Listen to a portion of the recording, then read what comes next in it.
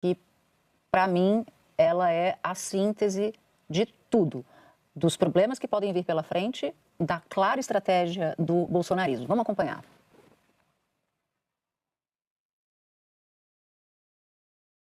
Eu só estou ouvindo ao fundo o Milton. Se vocês me derem, por ocasião das eleições do ano que vem, 50% da Câmara e 50% do Senado, eu mudo o destino do Brasil. Se vocês me derem isso. Não interessa onde esteja, aqui ou no além. Quem assumir a liderança vai mandar mais que o presidente da República. Tá aí uma verdade. Se você tem a metade do Congresso, a metade do Senado, você manda mais do que qualquer presidente da República. E ele, na sequência, ele fala, quem tem isso, escolhe o presidente da Câmara, escolhe o presidente do Senado, escolhe os presidentes das comissões, define as indicações de agências, Supremo Tribunal Federal, quer dizer, ele deu um mapa de por que o Senado, em especial, mas também a Câmara, porque é onde está a gaveta do impeachment, é por isso que eles são tão cobiçados. O Bolsonaro está muito preocupado com o Senado. E aí o Senado, até estava falando com um integrante do governo que disse o seguinte, Davi Alcolumbre está mais atrelado ao governo do que o Hugo Mota exatamente por isso, porque não tem a certeza de uma reeleição se houver um Senado com essa composição mais à direita, porque a avaliação que ele faz é, se num Senado com esse perfil mais à direita, será que Davi Alcolumbre será eleito? Será reeleito ou não será reeleito? Então o governo joga com isso também para tentar manter Davi próximo. Né? Posso te responder uma coisa. Bolsonaro, se precisar sentar com Davi Alcolumbre, se senta. Mas o Bolsonaro tem 2 pés atrás com o Davi Alcolumbre. E o Davi Alcolumbre sabe disso. Claro. Então, na hora que o Davi Alcolumbre está muito poderoso, aí você tem ali a corte sendo feita para ele. Mas na hora que esse centro de poder desloca e eventualmente pode sair de Davi Alcolumbre, aí eu não acho que Bolsonaro vai dar nenhuma trela para ele. Mas é nisso que o governo está apostando para manter Davi Alcolumbre, de certa forma, mais próximo e evitar uma escalada desses recados, né, do Congresso, especialmente dentro do Senado, contra o governo. Né? Isso está sendo jogado nessa articulação. Vai depender muito tudo isso do resultado da eleição, né? Mas você espera alguma coisa tão diferente assim? Não, eu não sei quanto é os 50%, claro. Mas o perfil do Congresso vai ser um perfil, no mínimo, igual ao que a gente tem hoje. E, no máximo, igual, mais parecido com uma cara do Bolsonaro. O que o Bolsonaro está querendo é fazer realmente em vários estados, tentar as 2 vagas. E aí, como é eleição majoritária, não é eleição de deputado, ele está fazendo campanha direto para a presidência e para o Senado. E o Lula já percebeu isso e está querendo fazer o contraponto. Recentemente, a fala do próprio presidente Lula. A gente botou aqui as 2 na semana passada. É isso. A dele é do Bolsonaro. Olha, a questão do Senado é importante, priorizar agora a eleição para o Senado, porque já percebeu que o foco do Bolsonaro. Então, agora, como é que fica o Tarcísio de Freitas? Por quê?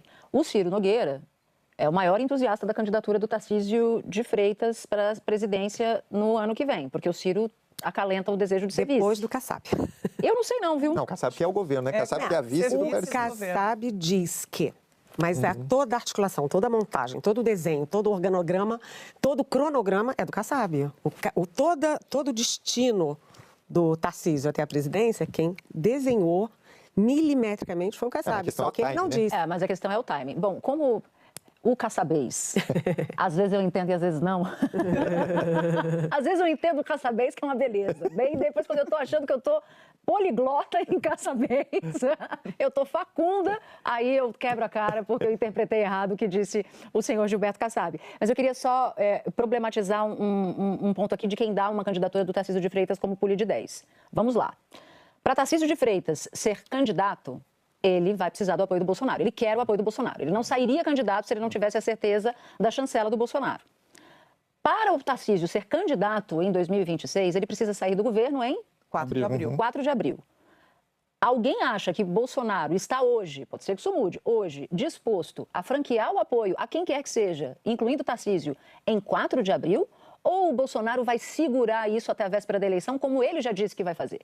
Então, tem muita gente apostando no Tarcísio, mas os prazos não jogam a favor do Depende Tarcísio. do julgamento do Supremo, né, Natuzzi? Eu acho que de lá sai uma resposta ainda esse ano. Então, chegando setembro, outubro, quando houver a conclusão... A estratégia do Bolsonaro é fazer a mesma coisa que o Lula fez, ser candidato até a véspera da eleição, e na véspera da eleição o vice assume a candidatura. Sabe que o ministro do Supremo me falou isso? Olha, a gente tem que se preparar para uma situação semelhante, em que ali até agosto, setembro, ele leva uma candidatura e aí, quando o TSE vai indeferir novamente, né, o que ele já é inelegível, mas confirma, ele sai e o vice, naquele momento, assume, similarmente como fez Lula.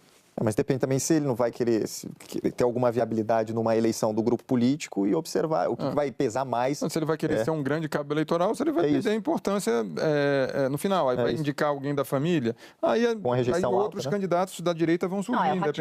O Ratinho Júnior é alguém que tem sido muito elogiado pelo Bolsonaro nas últimas semanas, que, aliás, não está muito feliz, segundo relatos, com essa pressão que o Ciro Nogueira está fazendo pelo Tarcísio. Então, o Bolsonaro tem um perfil de não gostar de ser pressionado. Quanto mais pressão exercem sobre o Bolsonaro, mais ele espana. Ele vai ter que fazer um cálculo político, o Bolsonaro, em algum momento. Ele está inelegível, ponto. Independentemente do julgamento, ele está inelegível. E aí ele tem um capital político. Mas esse capital político, ele não é infinito. Então ele vai ter que fazer uma dosagem. Aí ele vai falar, não, vai ser melhor por isso, apoiar o Tarcísio. Ou não vou apoiar. Aí o que eu quero é botar um filho meu, que é quem ele confia o sangue. E aí, ele tem essas duas opções. Aí, não lançando o filho, vai ter que ir para o Tarcísio. Ou, não apoiando o Tarcísio vai ficar no governo.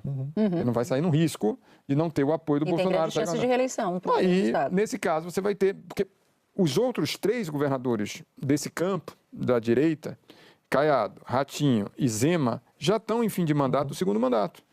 Então, não tem problema de desincompatibilização. Então, os 3 podem deixar os respectivos, os 3 podem ser candidatos, ou os 3 já fazem uma união, como eu vejo ali, um movimento, pelo menos para ter uma candidatura mais forte. E aí o Bolsonaro vai lançar o filho mesmo assim? Um filho?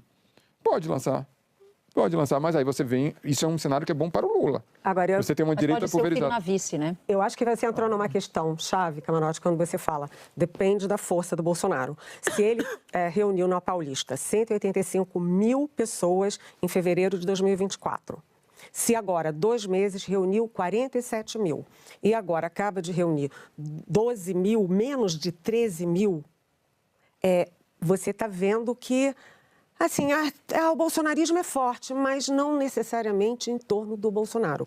Política funciona, né? O que é política? É uma sensação de massa, subjetiva. Você está vendo os governadores, você fala de todos eles, mas o que todos nós falamos sempre é o Tarcísio em ascensão. Aí você tem o chefe da Casa Civil do Bolsonaro, Ciro Nogueira, ali, Tarcísio. Você está vendo que um está em ascensão e o outro está em descenso, inelegível, sendo julgado e com a possibilidade de ser preso. Mas, Lili, você viu o discurso do Bolsonaro e do Tarcísio no domingo? Vi. É uma diferença abissal. O Bolsonaro discursando, a plateia ia à loucura. Não, mas claro. O Tarcísio discursando numa plateia que era completamente favorável... Era outra coisa, assim, era quase que uma... Mas ali era um evento do Bolsonaro, né? Era um evento do Bolsonaro mesmo, e o Tarcísio não fez o discurso que aquela gente ali queria. Tudo bem, gente, mas tem uma questão chamada carisma. Carisma, não, né? Claro, evidente. O carisma, concorde-se ou discorde-se de Bolsonaro, o Tarcísio, comparado com o Bolsonaro, ele tem carisma menos 3. Ele faz um discurso messiânico, no além, fala do além, né? Se você for olhar ali os sinais que ele dá, mesmo que seja no além... Não, e ainda teve uma cena muito curiosa nessa manifestação, que eu vou mostrar, mas não é agora, é só depois do intervalo, a gente já volta.